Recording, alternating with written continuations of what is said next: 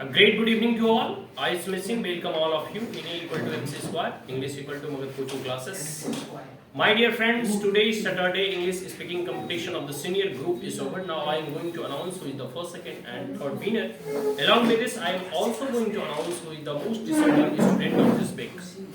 So first of all, I would like to say some line on the topic of India, my country, that is India, Bharat. So I would like to prefer to speak in Hindi because most of the students right now not fully aware of the English language, so they are unable to understand what I am speaking. So let us start in Hindi. First of all देखो, मैं एक चीज कहता हूँ ना कि तुम लोग बचपन से एक बहुत ही सुंदर जो है गाना है, उसके दो लाइनें हैं, पंक्तियां तुम लोग सुनते ही हो। मैं गाना सुनाने नहीं जा रहा। इसमें कहते हैं कि है प्रीत जहाँ की रीत सदा मैं गीत वहाँ का गाता हूँ, भारत का रहने वाला हूँ, भारत की बात। ये पंक्ति बहुत सुंदर है। तुम लोगों को इंडिया के बारे में मिला, भारत के बारे में मिला, भारत में रहते हो। लोग कहते हैं कि जब जिस क्षण तुम माँ के गर्भ से जन्म लेते हो, उसी क्षण तुम अपनी मातृभूमि के गर्भ से भी उत्पन्न लेते हो। तुम जिस धरा, जिस वसुंधरा में जन्म लिए हो, उसके बारे में तुम्हें बोलना है, अपनी अभिव्यक्ति, अपने विचार को रखने हैं। ठीक है, तो कहने का मोर और लेस मतलब यह हुआ कि ऐसा कहा जाता है कि जो है मातृभूमि और भारत भूमि या फिर जिसका भी जो अपना मदरलैंड होता है, वो स्वर्ग से भी महान होता है। जब दो चीजों में अगर चयन करने के लिए क्या कहा जाए कि स्वर्ग लेना है या फिर तुम्हें अपनी मातृभूमि का चयन करना है, तो अक्सर जो लोग होते हैं अपनी मातृभूमि और अपनी मदरलैंड को चुनाव करते हैं। तो इसे स्वर्ग से भी महान माना गया। राम के बारे में कहा जाता है कि जब उन्हें 14 वर्ष का वनवास मिला था, तो अयोध्या की मिट्टी वो अपने साथ ले गए। तो ये एक प्रकार से कह सकते हो कि आप समझ सकते हो कि लोगों को अपनी मातृभूमि और अपनी मिट्टी से कितना लगाव है। कई लोग जो है भारत के बारे में बताया कि कैसे ये जो है ज्योग्राफिकली, भौगोलिक दृष्टिकोण से यह 7वां बड़ा देश है। तो बहुत सारे आयाम होते हैं अपने देश के बारे में अपनी अभिव्यक्ति करने के लिए। तो सारे बच्चे जिसने भी सुनाया, चाहे एक लाइन सुनाए या 10 लाइन सुनाए, वो अपने हो सकते हैं कि अपने अपने कैपेसिटी के अनुसार बच्चे जो कम पढ़ते हैं वो कम सुनाते हैं, अधिक पढ़ते हैं तो अधिक सुनाते हैं। लेकिन सबसे बड़ी बात है कि अपनी मातृभूमि के बारे में कुछ बोलने की जिज्ञासा होना चाहिए। ठीक है, अभ्यास करना चाहिए। और सबसे बड़ी बात है कि जानना बहुत जरूरी है तुम किस देश में रहते हो। कल तुम पढ़ लिख कर बड़े आदमी बन जाओगे, देश विदेश या प्रदेश जाओगे, तुम पढ़ने के लिए, जैसे बहुत लोग लंदन अमेरिका जाते हैं या वहाँ एरास्मस भी जाते हैं, तो तुम जो है भारतीयों के नाम से जाने जाओगे। तो देश जो है वो तुम्हें आइडेंटिटी प्रोवाइड कराती है, देश जो है तुम्हें चिन्ह देती है। तुम क्या खाते हो, क्या पहनते हो, कैसे तुम्हारे रहन सहन है, कैसा तुम्हारा वे ऑफ लाइफ है, ये सब सारी चीजें तुम्हारे देश के ऊपर ही निर्धारित होता है। तो राष्ट्र जो है हमारी संस्कृति, हमारे पहनावे, हमारे रहन सहन, हमारी बोलचाल की भाषा, ये सब सारी चीज जो है हमें अपनी मातृभूमि से ही मिलता है। तो भारत अपने आप में एक विशाल देश है। इसकी सभ्यता संस्कृति 5000 से अधिक साल भी पुरानी है। हम लोग जो है उन सभ्यताओं में से एक हैं जो कभी इजिप्ट और मेसोपोटामिया की सभ्यता हुआ करती थी। वो सारी की सारी सभ्यताएं नष्ट हो गई, लेकिन भारत का जो इंडस वैली सिविलाइजेशन है वह सभ्यता आज भी जीवित है और हम उसके संवाहक हैं। कृष्णा जी, राम जी, ये सब तो 9000 साल पहले। हाँ, तो इसलिए तो 5000 साल का तो मतलब हमारे पास साक्ष्य है, मतलब सबूत है, उनसे भी पुरानी हमारी सभ्यता। इसलिए तो मैं कहा, तो ये सब सारी चीजें हैं और ये सब तुम्हें जानना चाहिए अपने देश के बारे में, अपने देश की संस्कृति के बारे में, अपने देश की विरासत, हेरिटेज की जो बात होती है वो विरासत है, उसे कहते हैं, धरोहर के बारे में। तो ये सब चीजें जो है जानकर जो है तुम एक अच्छे जागरूक नागरिक और सिटीजन और साथ साथ एक जो है कह सकते हो कि अवेयर स्टूडेंट भी बन सकते हो। तो प्राइज हर बार की बातें कहूंगा, is not important. Important is the journey of the knowledge which you gain during this speaking competition. कुछ पॉइंट कुछ बच्चे ने बताया, उसको सीखा, कुछ पॉइंट जो दूसरे बच्चे ने बताया उसको सीखा।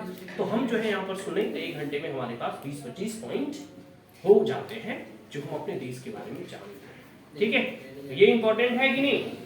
जानना इंपॉर्टेंट है कि नहीं? yes! चलो अब देखो, हम सबसे पहले जो है डिसिप्लिन वाले विद्यार्थियों का हम चयन कर लेते हैं। ठीक है, आज जो है क्लास में सबसे डिसिप्लिन स्टूडेंट सिद्धार्थ है। आ जाओ सिद्धार्थ, आ जाओ आ जाओ। कोई नहीं, ये क्लास में डिसिप्लिन के साथ रहता है। ठीक है, कोई बात नहीं। चलो, ये सिद्धार्थ जो है डिसिप्लिन स्टूडेंट है और इसके लिए भाई ताली बजाओ। अब देखो, सबसे पहले हम थर्ड प्राइज विनर डिक्लेयर करेंगे। थर्ड प्राइज विनर जो है साक्षी है। आजा साक्षी, अच्छा अभ्यास करती हो और मेहनत करो। मैं बार बार कहता हूँ, कोई वहां पे गर्व से चैंपियन जन्म नहीं लेता। व्यक्ति सीखते सीखते ही बहुत बड़ा व्यक्ति बनता है और तुम जितना पढ़ोगे, जितना मेहनत करोगी, उतना ही आगे बढ़ोगी। लोग पहले बहुत नर्भसाती थी, आकर बोलने में जो है डर लगता था, लेकिन अब धीरे धीरे तुम इम्प्रूव कर रही है और इम्प्रूवमेंट की जरूरत है और अच्छा करो।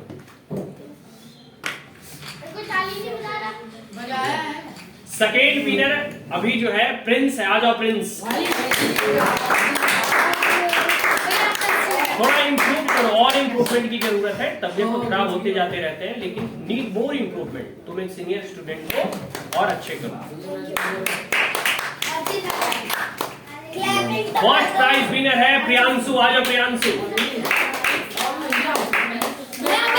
अच्छा इम्प्रूव किए हो और इम्प्रूवमेंट की जरूरत है। ठीक है, अभी नए स्टूडेंट हो, ग्रेजुअली जो है धीरे धीरे और इम्प्रूव करोगे। ठीक है, और जैसे कोई बात नहीं, एक देखो सुनो, स्पीकिंग कंपटीशन हो या कोई भी कंपटीशन हो, एक बार फेल होते। देखो एक पोएम सुनो, एक पोएम की 2-4 लाइनें रुको, एक पोएम की 2-4 लाइनें सुना देता हूँ। कहा जाता है कि चींटी दाना लेकर 100 बार फिसलती है, लेकिन वो जो है फिर अभ्यास करते रहती है तो एक बार मंजिल तक पहुंच जाती है। तो ये जर्नी है, कई बार असफल होगी, लेकिन लगे रहोगे तो सफलता हाथ लगेगी। सब हाँ, next topic decide. My ideal junior का मिला, तुम लोग को यही रहने दो। तो बताओ कौन सा टॉपिक अच्छा? My favourite subject. Favourite subject मेरा कोई सब्जेक्ट नहीं। कुछ और बताओ। Favourite game? भैया गेम तो हो गया है। अरे सबको संडे अच्छा लगता है। यस भैया। तुम लोग और बताओ कोई। भैया माय फेवरेट पेंसिल। भैया भैया फार्मर। गंगा पे?